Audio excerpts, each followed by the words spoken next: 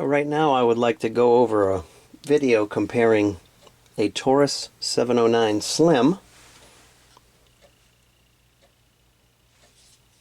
with the Sig Sauer P365 XL. I just picked this up a couple days ago, the P365 XL. I was looking for a new concealed carry gun.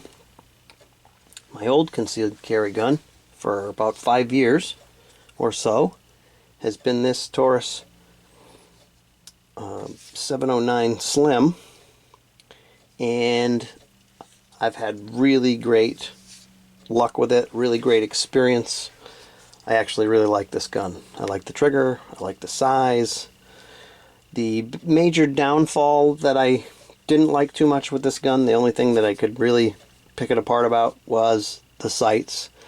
I was never a fan of the sights pretty much right from day one. I thought they were too small, hard to see, hard to align, just too small of dots. I don't know, they weren't great. But at the time when I bought this, it was comparable to a Smith & Wesson Shield.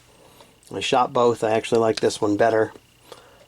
I'm not sure exactly why, but the ergonomics fit me well. I liked everything about it, except like I say, I wish it had bigger dots on the sights, basically, and nicer sights. I wish it had metal sights instead of plastic sights, and I wish it had bigger dots.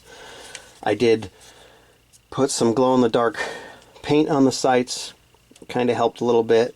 I got used to it. I've put a lot of rounds through this. Definitely over 1,000 rounds. I'm not sure how many. Trigger's really broken in well. One of the things about this gun, it only holds 7 rounds. Most of the little skinny, small Micro 9s from back then, 2015, 2016, they're all pretty similar. But I really liked this, and it was cheap. I don't remember how much money it was, but I know it was under 300 bucks. With one magazine, I bought a second magazine to go with it. But the point is, this gun has served me well, and I love the size. I love the way it carries. I usually carry it in the small of my back, inside the waistband. So I was looking for something to replace this. Well, as I was looking at stuff, I looked at a bunch of different carry guns over the last couple weeks. Shocked at how much they cost. This one, really, once I took a good look at it, it really stood out among the rest. The P365 XL. There are magazine limitations where I live. So no matter what version of this gun you get, whether you get the regular P365, so regular 365, a SAS, the X model, or the 365 XL, all Sig Sauer 365s, they're all a little different. I'm not going to get into that right now. But every single one you get where I live, you can only have a 10-round magazine. So the magazine capacity maxes out for me at 10 rounds. Not 15, not 12, not 11, 10. So that wasn't part of the equation. If I move up to a different state, of course, then I'll be able to get the real magazines that should come with it, and I can get a 15-round, 12-round, whatever. But what I liked the most, the ergonomics of this gun, really point and shoot, it was great. I really liked it. I basically got to the point where I compared it to a Springfield Hellcat. Springfield makes a decent gun. There was things about it I didn't really like. I really liked the sights on it, but the ergonomics weren't great for me, and I really didn't like the idea that it was made in Croatia, honestly, to be completely honest with you. At this point, if I'm going to spend that kind of money on a gun, I want it to be made in America. All right, so this gun, the ergonomics were great.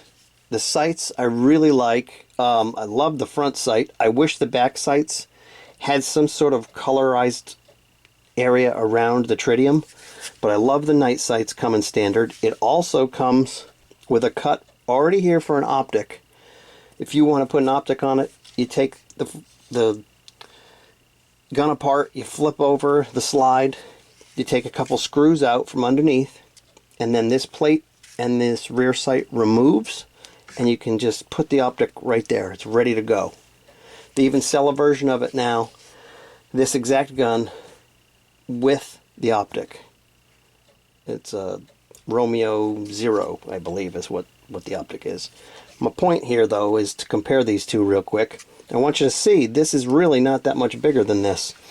The places where it's slightly larger, the barrel and slide, and just the tip of the grip of the frame. So if I lay this right on top of it, like that, I'm going to turn it slightly, just so the camera catches it better. Okay?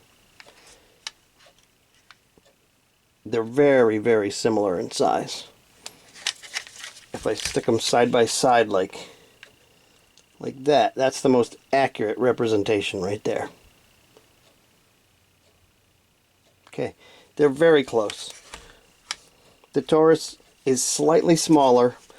The way this grip is angled on the Taurus, though, slightly angled at the bottom and rounded here, when you put this in an inside the waistband holster, you do not get hit, at least I don't, with any kind of pushing or nub right there. Where this, because it's straight and flat, there's probably going to be a little bit of rub there, even though the length is really, really similar. As you can see, there's this little piece right here that's different. This has a nicer beaver tail here, better sights, better sight radius, slightly larger, definitely more shootable, easier to manage the recoil and to get it on target. Not that much bigger. My inside the waistband holster should be here in a couple days, then I'll know, what it's like. I got the regular 365 frame for this, so I can swap it, and it's shorter down here.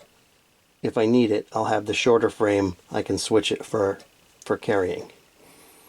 But I could not believe when I got this home the similarities between these two guns. I thought, well, no wonder you like the 365 XL so much. It's just slightly larger than the gun you already have. It's got a very similar grip angle. It's a little bigger and a little more purchase. It's just a better gun all the way around, for sure. I really like this thing. Of course, now I have more options. I have my old carry gun, my new carry gun, and the extra frame.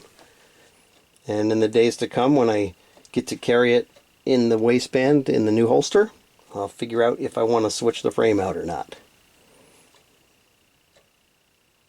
Thanks for watching. Have a great day.